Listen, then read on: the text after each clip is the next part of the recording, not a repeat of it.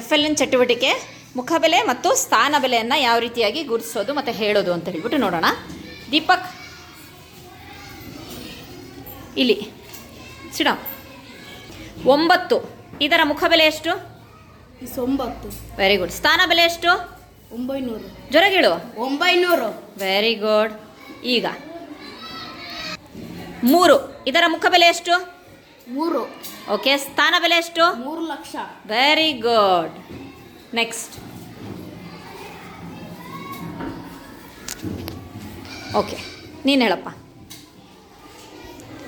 3 ಎಲ್ಲಿದೆ? ಹಾಂ, ಇದರ ಮುಖಬೆಲೆ ಎಷ್ಟು? 3. ಸ್ಥಾನ ಬೆಲೆ ಎಷ್ಟು? 30,000. ಜೊರಗಿಳು 30,000. ಓಕೆ. ಈಗ ಇದೆಲ್ಲ ತೆಗೆದು ಬಿಡೋಣ. ಯಾವುದಾದ್ರೂ ಒಂದು ನಂಬರನ್ನು ತೊಗೊಳ್ತೀನಿ. ಉದಾಹರಣೆಗೆ ತೆಗೆಯೋದು 7. ಈಗ ಈ 7 ಸಂಖ್ಯೆ ಇದೆಯಲ್ಲ, ಅದು ಯಾವ್ಯಾವ ಸ್ಥಾನಕ್ಕೆ ಹೋದಾಗ ಯಾವ ಯಾವ ಸ್ಥಾನ ಬೆಲೆ ಆಗುತ್ತೆ ಅಂತ ಹೇಳ್ಬಿಟ್ಟು ನೋಡೋಣ. ಇದು ಒಂದು ವೇಳೆ 7 ಕೋಟಿ ಸ್ಥಾನದಲ್ಲಿದ್ದರೆ ಇದರ ಸ್ಥಾನ ಬೆಲೆ ಎಷ್ಟು? 7 ಕೋಟಿ. Very good. ಈಗ 70 ಲಕ್ಷ. ಜೋರಾಗಿ ಹೇಳಬೇಕು. 7 lakh. Very good. 70,000. Very good. 7,000. Very good. 700. Yes. 70. Very good. 7. Very good. ಅಂತ ಅಂದರೆ ನಾವೇನಪ್ಪ ಅಂತಂದರೆ ಯಾವುದಾದ್ರೂ ಒಂದು ನಂಬರ್ ತೊಗೊಂಡು ಯಾವ ಸ್ಥಾನಕ್ಕೆ ಇಟ್ಟಾಗಲೂ ಸಹ ಅದು ಯಾವ ರೀತಿಯಾಗಿ ಚೇಂಜ್ ಆಗ್ತಿದೆ ಅನ್ನೋದನ್ನು ಪೃಥ್ವಿ ಹೇಳ್ಕೊಂಡಿದ್ದಾನೆ. Very good. ಈಗ ನೆಕ್ಸ್ಟು ನೀನು ಹೇಳಮ್ಮ. 6 ಅನ್ನೋದೆಲ್ಲಿದೆ? ಹಾಂ, ಇದರ ಮುಖಬೆಲೆ ಎಷ್ಟು? 6. ಓಕೆ. ಸ್ಥಾನ ಬೆಲೆ ಎಷ್ಟು? 60. Very good. ಕಾವ್ಯ, ನಿನ್ನಲ್ಲಿ 5 ಮುಖಬೆಲೆ ಎಷ್ಟು? 5. ಸ್ಥಾನ ಬೆಲೆ ಎಷ್ಟು? ಸ್ಥಾನ ಬೆಲೆ ಎಷ್ಟು? 50,000. Very good. ಈಗ ನಾನು ಚೇಂಜ್ ಮಾಡಲಾ? ಜೊತೆಗೆ ಹೇಳ್ತೀಯಾ? ಓಕೆ. 9 ಸ್ಥಾನ ಬೆಲೆ ಹೇಳು. 9 ಕೋಟಿ. ಓಕೆ, ಅದನ್ನೇ ಮತ್ತೆ ಹಾಂ 9 ಲಕ್ಷ. ಮತ್ತೊಂದ್ಸಲ ಹೇಳು. 90 lakh. Okay. 9 lakh. Yes. 90,000. S.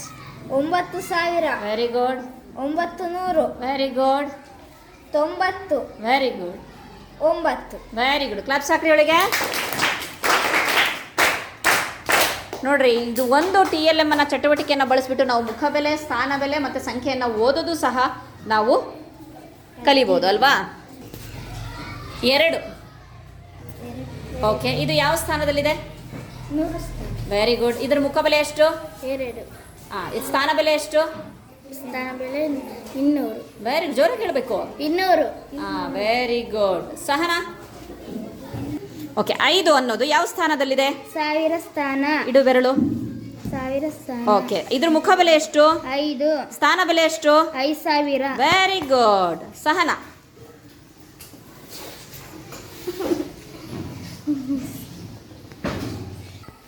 ಐದು.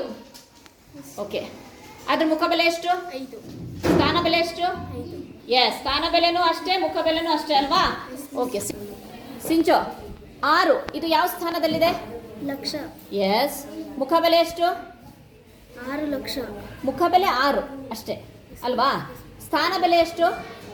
6 ಲಕ್ಷ. Very good. 6 ಲಕ್ಷ.